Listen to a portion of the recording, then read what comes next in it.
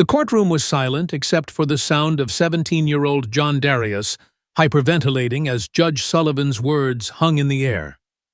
"Mr. Darius, you have a choice: prison or understanding." Before we dive into Quinn's extraordinary journey of justice, I want to take a quick moment. If these stories of courage and transformation inspire you, please hit that like button and subscribe. Drop a comment about what justice means to you. And if you'd like to support more stories that shine light into dark places, there's a thanks button below. Every contribution helps me bring these important stories to those who need to hear them. Thank you for being here. I never thought I'd be telling this story. Not because it's painful, though God knows it is, but because, for the longest time, I believed what happened at Westfield High School 3 years ago would remain buried under bureaucratic silence and small-town shame. My name is Grace Harrison, and I was the lawyer who helped turn a teacher's worst nightmare into a legal precedent that changed everything. It started with a phone call at 2:47 p.m. on October 30th, 2021.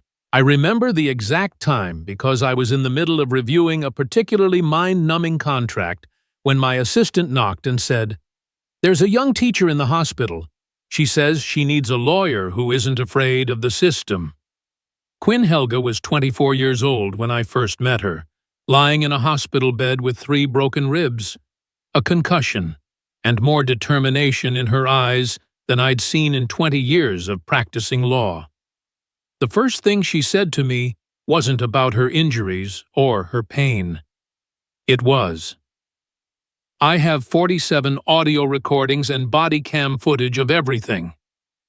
Let me paint you a picture of Quinn before that October day. She was the kind of teacher who arrived at school an hour early, not because she had to, but because she knew some kids needed a safe place before the bell rang. Fresh out of her master's program, she'd specifically chosen Westfield High, a school most new teachers ran from. Located in the decaying industrial district of Riverside County. Westfield was where hope went to die. Or so the other teachers warned her. But Quinn saw something different.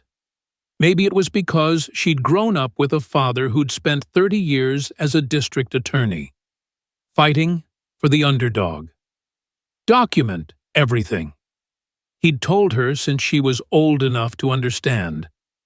The law favors the prepared.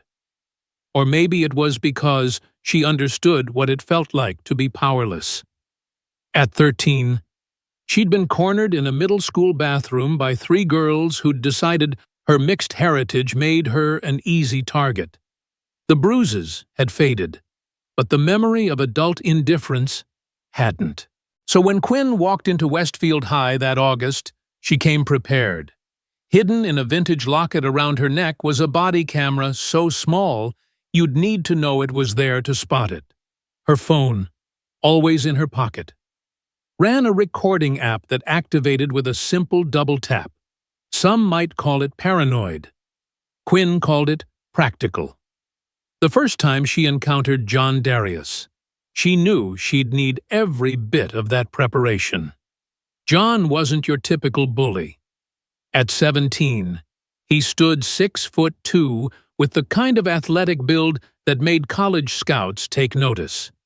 Captain of the basketball team, son of a former Marine. He ruled Westfield's hallways with a combination of charisma and barely contained violence. But what made John truly dangerous wasn't his size or his status.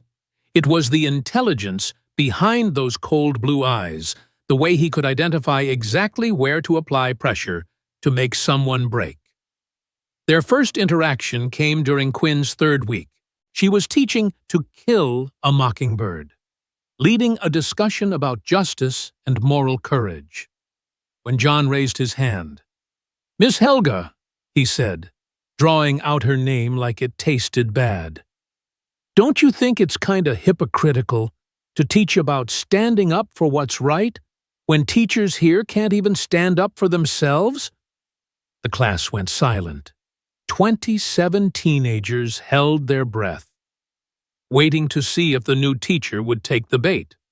Quinn's hand brushed her locket, a gesture so subtle only someone looking for it would notice. "That's an interesting observation, John," she replied, keeping her voice steady. "What makes you think teachers here don't stand up for themselves?" He leaned back, that practiced smirk spreading across his face. "Just calling it like I see it. Week before you got here, Mrs. Chen quit crying. Mr. Lopez transfers to the library 'cause he's too scared to teach. And now we got you, acting all brave. Wonder how long that'll last." The threat was subtle enough to maintain plausible deniability, delivered with the kind of casual cruelty that had been honed over years. But Quinn had been recording, and she knew that patterns mattered more than individual incidents in court. "Well," Quinn said, meeting his gaze without flinching, "I guess we'll both find out." That night, Quinn sat in her small apartment, reviewing the audio file. She'd labeled it JD01, the first of what would become many. Her laptop screen glowed in the darkness as she transcribed every word, noting tone, context, and potential witnesses. This wasn't paranoia, she told herself. This was preparation. The escalation was gradual, almost artistic in its precision. John was too smart for obvious aggression. Instead, he orchestrated a campaign of psychological warfare that would have impressed Sun Tzu. Homework assignments went missing from Quinn's desk, only to reappear water-damaged in the boys' bathroom. Her car tires were deflated just enough to be annoying, but not enough to prove vandalism. During passing periods, John's crew would crowd the hallways, forcing her to push through while they recorded on their phones, hoping to catch her losing composure. "You're playing a dangerous game." Robert Walker, the veteran PE teacher, warned her one afternoon. They were in the faculty break room, and he'd noticed the stress lines appearing around her eyes. John Darius isn't just some punk kid. His father, well, let's just say the apple didn't fall far from the tree.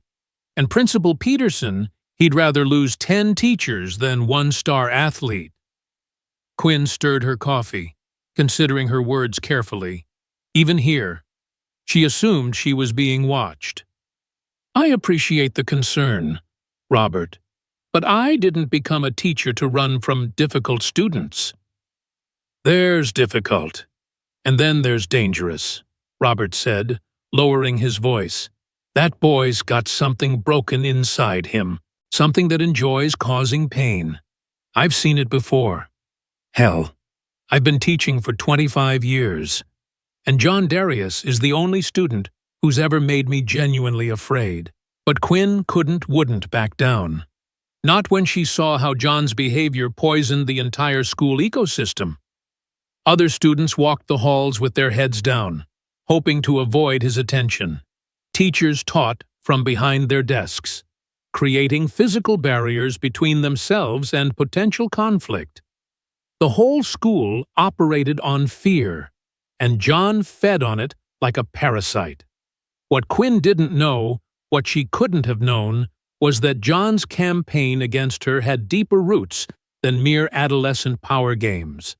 See, trauma has a way of twisting people, especially when it goes unaddressed. And John Darius had been twisted by a Master Craftsman. Staff Sergeant Richard Darius had returned from his 3rd deployment with medals on his chest and demons in his head. PTSD wasn't something Marines talked about in his world. You manned up, pushed through, self-medicated with bourbon, and took your rage out on whatever was closest. For Richard, that was his family. Not with fists, he was too smart for evidence, but with words that cut deeper than any blade. With impossible standards that guaranteed failure. With the kind of psychological torture that leaves no visible scars. John learned early that strength meant never showing weakness. That power came from making others feel small. That the only way to avoid being a victim was to victimize others first. By 17, he'd perfected his father's techniques, adding his own generational twist. Where Richard used military precision, John employed social media warfare. Where Richard relied on alcohol-fueled tirades, John used calculated manipulation. None of this excuses what happened next. Understanding isn't absolution. But it matters for what came after, for the choice Quinn would eventually make that shocked everyone. The build-up to October 30th was like watching storm clouds gather on the horizon. Quinn's documentation had grown to 37 audio files and hours of body cam footage. She'd captured John's escalating harassment, the administration's willful blindness, and the toxic culture that enabled it all. But she'd also captured something else, moments of vulnerability that slipped through John's carefully constructed armor. Like the time she'd found him sitting alone in the empty gymnasium after practice, staring at his phone, with tears in his eyes.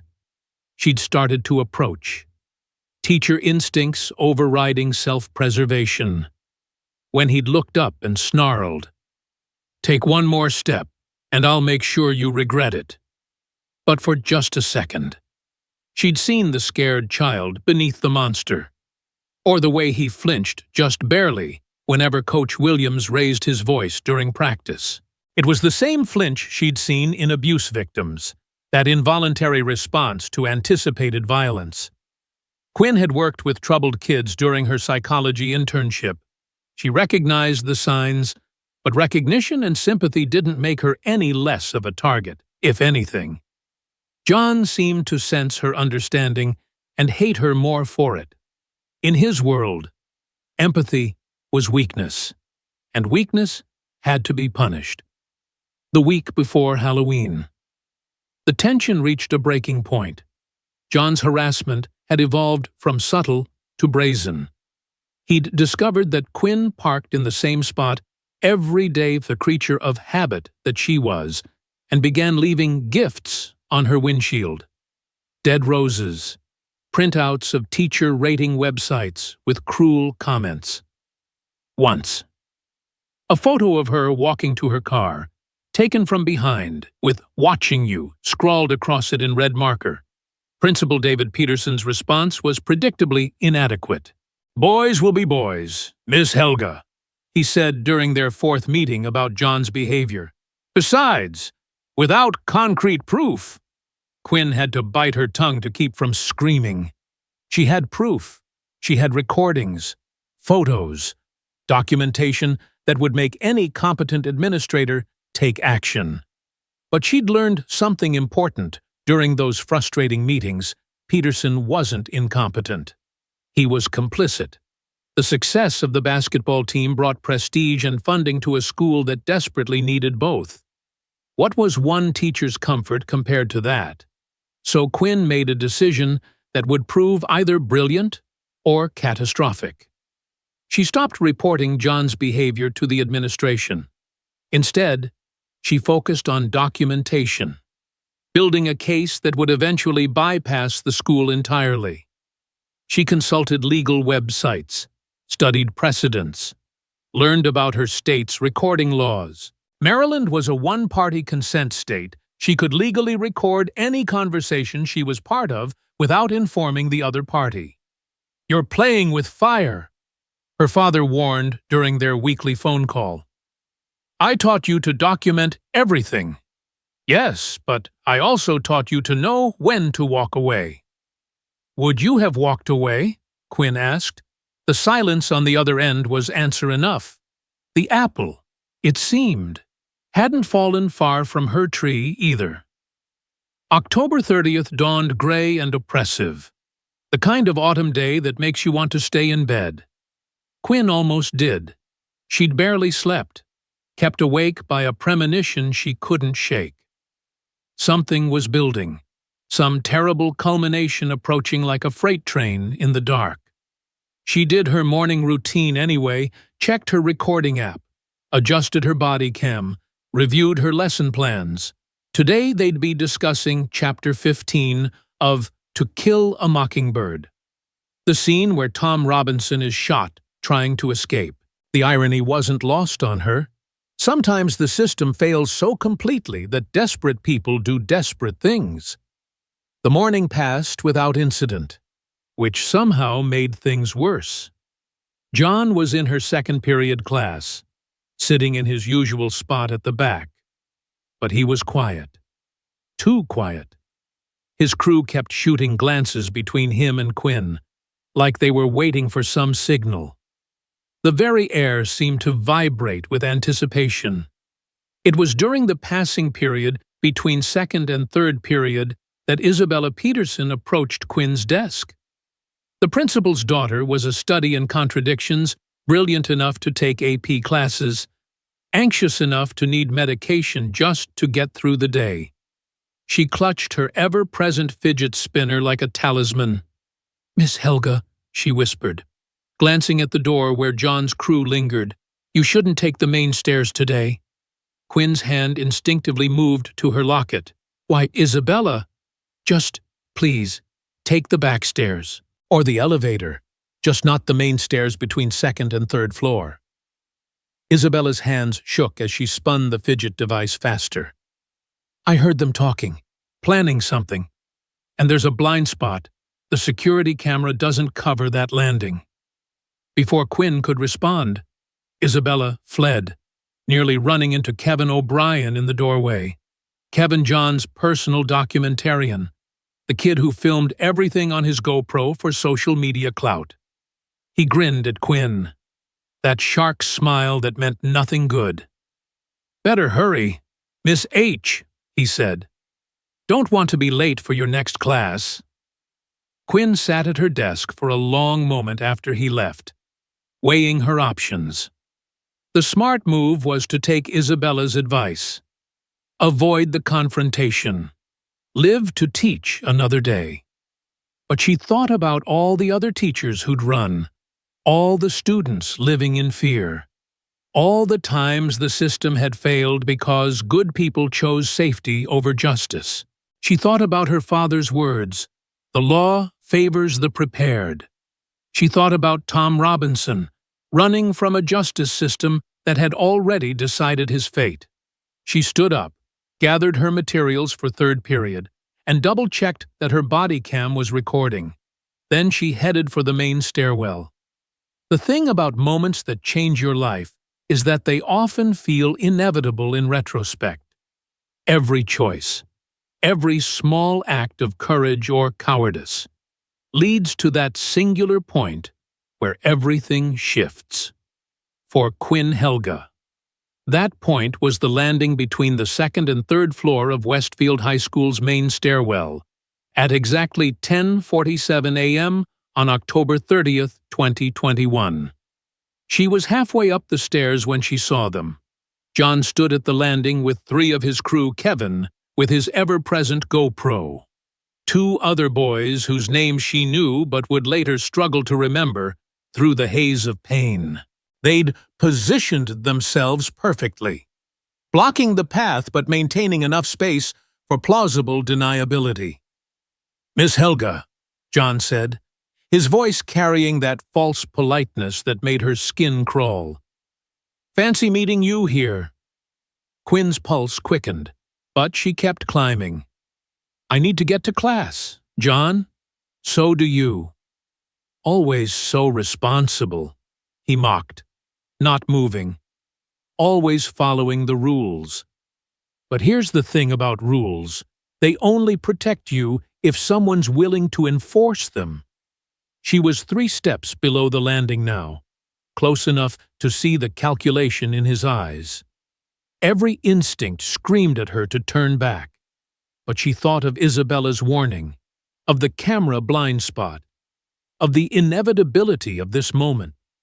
If not now, then when? If not here, then where? The law protects everyone. John, she said, surprising herself with how steady her voice sounded, even from those who think they're above it. Something flickered across his face, surprise, maybe, or respect. Then it hardened into the mask she'd come to know too well. The law, he repeated, stepping closer to the edge of the landing. You want to know what I think about the law? What happened next would be replayed hundreds of times in courtrooms, in training videos, in Quinn's own nightmares. John's hands shot out, connecting with her shoulders. Not a push. Exactly more like a firm placement, followed by a sudden absence of support. For a split second, Quinn felt weightless, suspended between standing and falling, between before and after. Then gravity took over. The stairs came up to meet her in a series of brutal impacts. Her ribs connected with edges, her head snapped back. Her phone flew from her pocket and shattered against the wall. Papers exploded around her like snow. Lesson plans about justice and courage scattered across the floor. The body cam, hidden in her locket, captured it all, John's face at the moment of contact. Kevin's shocked expression, the ceiling tiles spinning overhead as she tumbled.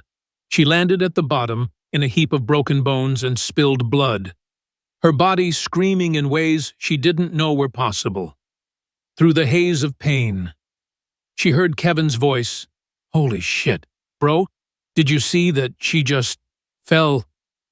Yeah, John's voice drifted down, already constructing the lie. Totally lost her balance. These stairs are dangerous. Someone should really do something about that. Isabella Peterson's scream cut through the air like a blade. I later learned she'd been standing at the bottom of the stairwell, having ignored her own warning to follow Quinn. That scream, primal, horrified, accusing, would haunt everyone who heard it. But in that moment, it served a crucial purpose. It brought witnesses. Students poured into the stairwell from both directions, phones already out, documenting the aftermath. Quinn lay motionless in a spreading pool of blood, her body twisted at angles that made several kids turn away and retch. But what really mattered, what would change everything, was that Quinn's eyes were open, locked on John with a clarity that defied her physical condition. Save all evidence, she whispered to the first student who knelt beside her, then, louder, to the gathering crowd, don't let them delete anything. The school nurse arrived, followed by Principal Peterson, whose face went through a series of expressions that Kevin's GoPro captured perfectly: shock, calculation, damage control. Everyone back to class, he ordered, but nobody moved. They stood transfixed, understanding they were witnessing something that couldn't be undone or covered up. We need to call an ambulance, the nurse said, her hands hovering over Quinn's body, afraid to make things worse. Let's not overreact, Peterson began, but Isabella cut him off. She's bleeding from her head. The principal's daughter stood over Quinn like a guardian angel, her anxiety transformed into protective rage. Call 911 now, or I will. The paramedics arrived 7 minutes later, though it felt like hours. As they carefully transferred Quinn to a backboard, she managed to catch Isabella's eye. Thank you, she mouthed. Isabella nodded, tears streaming down her face, her fidget spinner forgotten on the floor. What happened next was a study in institutional self-preservation, before the ambulance had even left the parking lot. Principal Peterson was in damage control mode. An emergency faculty meeting was called, where teachers were reminded about appropriate channels for addressing incidents and the importance of maintaining calm during challenging situations. This was an unfortunate accident, Peterson announced to the assembled staff. Miss Helga lost her balance on stairs that, admittedly, we've been meaning to renovate. I trust we can all support that narrative, that truth when speaking to concerned parents or, God forbid, media. Robert Walker, the PE teacher who'd warned Quinn, stood up slowly. David, he said, using the principal's first name like a weapon. We all know what John Darius is. How many more teachers are you willing to sacrifice? That's enough, Robert. Unless you have proof. Funny, you should mention proof, a voice said from the doorway. That's when I entered the story officially. I'd been contacted by the hospital. Quinn had listed my card as her emergency legal contact, a precaution that now seemed prophetic. I stood in that doorway in my best courtroom suit, the one that made me look like what I was, a predator who hunted predators within the law. Grace Harrison.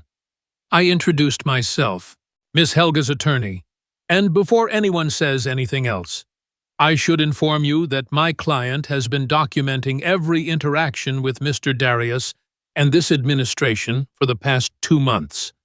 Audio recordings, video footage, contemporaneous notes, all legally obtained in our one-party consent state. The room went silent. Peterson's face had gone the color of old paper. Furthermore, I continued, enjoying the moment more than was probably professional. Multiple students have already posted videos of today's incident on social media. The hashtag Justice for Helga is trending. So before you consider any cover-ups, know that the world is watching.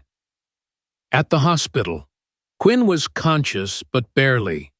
3 broken ribs, a severe concussion, various contusions. The medical report read like a testimony to violence. But when I sat beside her bed, her first words weren't about pain or lawsuits. Did they delete anything? She asked. No, Isabella Peterson made sure of that. Kevin O'Brien's GoPro footage is particularly damning. Quinn smiled, though it clearly hurt. Kevin always did want to go viral. Guess he got his wish. Over the next hours, I learned about Quinn's meticulous documentation. She gave me access to her cloud storage, where she'd backed up everything. 47 audio files, hours of body cam footage, photos of the harassment, even a spreadsheet tracking patterns of behavior. It was beautiful in its thoroughness, the kind of evidence that makes prosecutors weep with joy. Your father trained you well, I said. He always said the law was about preparation and patience. Quinn replied, I've been prepared. Now I need to be patient. But patience was harder to come by when John's family entered the picture. Richard Darius arrived at the hospital that evening, reeking of bourbon and entitlement. He'd brought the family lawyer, a slick operator named Mitchell Graves, who specialized in making problems disappear for the wealthy. My son tells me your client fell down the stairs, Graves said, his smile sharp as glass. Tragic accident. These old buildings. You know. Perhaps we can discuss a settlement that would help with medical bills while avoiding any misunderstandings. I smiled back, matching his energy. Mr. Graves, are you attempting to bribe a victim of assault while she's still in the hospital? Because that would be witness tampering. And I'd hate to add that to the charges. Richard Darius stepped forward, his military bearing evident despite the alcohol. Listen here, lady. My son is a good kid. He's got a future. Basketball scholarship. College, you're not going to ruin that over some clumsy teacher who can't watch where she's going. Mr. Darius, I said, pulling out my phone, would you like to see the video of your good kid pushing my client down the stairs, or would you prefer to wait for the jury to see it? The confrontation might have escalated, but a small voice interrupted from the doorway. Dad! Ethan Darius stood there, all of 14 years old and looking like he'd aged a decade in the last few hours. Richard turned, his face shifting from rage to something more complex. "Ethan, what are you doing here?" "I came to see if Miss Helga was okay," the boy said, not meeting his father's eyes. She's a good teacher. She helped me with my essay last week." "Get in the car," Richard ordered. "Now." But Ethan stood his ground, trembling but determined. "John needs to stop, Dad. You know he needs to stop. Before someone dies." The silence that followed was deafening. Richard's face went through a series of expressions: anger, shame, denial, and finally, a kind of resigned recognition. Without another word, he turned and left, Graves scrambling to follow. Ethan approached Quinn's bed hesitantly. "I'm sorry," he whispered. "About John. About everything." Quinn reached out with her less injured hand and squeezed his gently. "You have nothing to apologize for, Ethan. Being brave enough to speak up, that takes to real courage." After he left, Quinn and I discussed strategy. The evidence was overwhelming. We could pursue criminal charges for assault, civil charges against the school for negligence, and a personal lawsuit against the Darius family. It would be a slam dunk, as they say. John would likely get juvenile detention. The school would pay out a massive settlement, and justice would be served. But Quinn surprised me. "What if we did something different?" she asked. "What if, instead of destroying John, we transformed him?" I'd been practicing law for 20 years. I'd seen victims forgive their attackers, seen restorative justice work miracles. But this felt different. This felt revolutionary. "What did you have in mind?" Quinn told me about the patterns she'd observed, the flinches and fears that suggested John was as much victim as victimizer. She talked about cycles of violence, about how prison would only harden him, make him worse. She painted a picture of a different kind of justice, one that forced empathy rather than just punishment. "There's a program," she said, experimental, using VR technology to help violent offenders understand their victims' experiences. What if we made that part of a plea deal, criminal charges suspended, if he completes the program and participates in a school-wide assembly about bullying? It was ambitious. It was risky. It was exactly the kind of creative legal solution that made me remember why I became a lawyer in the first place. The legal chess match that followed was intense. We filed charges of assault in the second degree, enough to put John in juvenile detention until he was 21. The discovery phase revealed even more than we'd hoped: emails showing Principal Peterson's deliberate indifference, incident reports that had been buried, a pattern of cover-ups that made the school district liable for millions. But we also discovered something else. During John's mandatory psychological evaluation, the truth about his home life came out. The bruises hidden under basketball jerseys, the nights spent in his car to avoid his father's drunken rages, the impossible standards, the constant fear, the way violence had been modeled as the only form of strength that mattered. None of it excused what he'd done, but it explained it. And explanation opened the door to transformation. The negotiations took place in Judge Patricia Sullivan's chambers. She was known for creative sentences, for believing in rehabilitation over pure punishment. When she heard our proposal, her eyes lit up with interest. "You're proposing to drop criminal charges if Mr. Darius completes an intensive empathy program?" she asked. "Not drop," I clarified. "Suspend if he completes the program, participates in restorative justice sessions with Miss Helga, and speaks at a mandatory school assembly about his actions. Then we'd consider the criminal matter resolved. The civil suits would be settled with systemic reforms rather than just monetary damages. Mitchell Graves objected, of course. This is emotional manipulation, cruel and unusual punishment.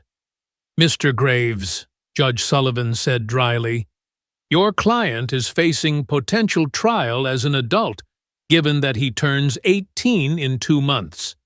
Miss Helga is offering him a chance to avoid prison and actually address the root causes of his behavior.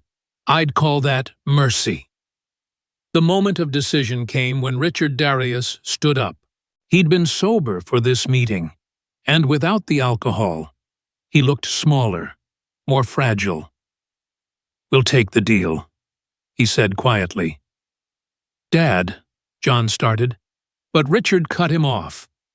You'll take the deal, son, because, his voice broke slightly, because I don't want you to become me.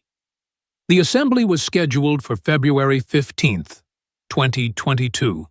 3.5 months had passed since the incident. Quinn had healed physically, though she still got headaches. Quinn had been in intensive therapy, both individual and group, working through trauma that went back generations. The whole school had been holding its breath, waiting for this moment. I sat in the back of the auditorium with Quinn as 500 students filed in. She was nervous, but determined. John sat in the front row, his usual swagger replaced by something more genuine fear mixed with resolution. Principal Peterson had been replaced by an interim administrator who actually cared about student safety. The stairs had been renovated, cameras installed to eliminate blind spots, but everyone knew the real change would come from what happened next. Dr. Benjamin Carter, the school psychologist who'd been working with John, took the stage first. He explained the program, the way VR technology could create empathic experiences, how understanding Youre consequences viscerally could create real change. Then he called John to the stage. The auditorium was dead silent as John stood before his peers. No smirk, no bravado, just a 17-year-old boy carrying the weight of his choices. On October 30th, he began, his voice cracking. I pushed Miss Helga down the stairs. Gasps rippled through the crowd, even though everyone knew what had happened. Hearing him admit it was different. I told myself she deserved it, that she was weak, that she was trying to change things that didn't need changing. But the truth is, he paused, struggling. The truth is I was scared. Scared of her kindness. Scared that if I let my guard down, even for a second, I'd be the one getting pushed downstairs.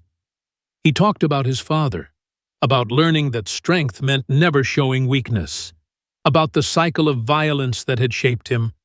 He didn't make excuses. Dr. Carter had worked hard on that distinction. He simply explained, creating context for transformation. Then came the demonstration. 10 VR headsets were distributed to volunteers, including several of John's former crew. The technology allowed them to experience Quinn's fall from her perspective, the fear, the pain, the helplessness. The sound design was particularly effective, capturing not just the physical impact, but the emotional devastation of betrayal by someone meant to protect you. The first scream came from Kevin O'Brien. He ripped off the headset, tears streaming down his face. "Oh God," he kept saying. "Oh God, I'm sorry. I'm so sorry." And others followed, some crying, some running for the bathroom, all transformed by the experience of genuine empathy. The assembly erupted into chaos as students confronted the reality of violence in a way that no lecture or punishment could have achieved. But the most powerful moment came when John put on the headset himself. He'd already been through the experience multiple times in therapy, but doing it publicly, in front of everyone he'd terrorized, was different.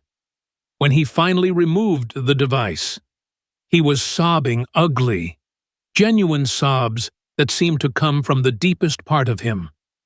He looked directly at Quinn then, meeting her eyes across the auditorium. "I'm sorry," he said. "Not just because I got caught. Not just because I have to be. I'm sorry because I understand now what I took from you. Your safety, your trust, your peace. I can't give those back, but I promise, I swear I'll spend the rest of my life making sure no one else loses them because of me." The silence that followed was profound. Then, slowly, Quinn stood up and began walking toward the stage. The crowd parted, creating a path. When she reached John, she extended her hand. "I believe you," she said simply. "Now, prove it." The transformation that followed wasn't instant or perfect. Change never is. But John threw himself into advocacy work with the same intensity he'd once devoted to bullying. He spoke at other schools, sharing his story. He volunteered at a shelter for domestic violence victims. He confronted his father, insisting they both get therapy. Richard Darius's transformation was perhaps even more remarkable. Forced to confront the generational trauma he'd perpetuated, he became an advocate for veteran mental health services. The warrior who'd once believed weakness was death learned that vulnerability took the greatest strength of all. The legal precedent set by our case rippled outward. Schools across the state implemented similar restorative justice programs. The Helga Protocol, as it became known, offered a third path between ignoring bullying and pure punishment. Not every case was suitable. Some violence required traditional justice, but for those capable of genuine change, it offered hope. I stayed in touch with Quinn over the years. She kept teaching, though she moved to a school with better support systems. She still wears a body cam. Old habits die hard, but now she also runs workshops on documenting harassment and understanding your legal rights. John went to community college instead of playing basketball at a Division I school. He studied social work, determined to help kids like him before they hurt others. We occasionally get coffee when he's in town.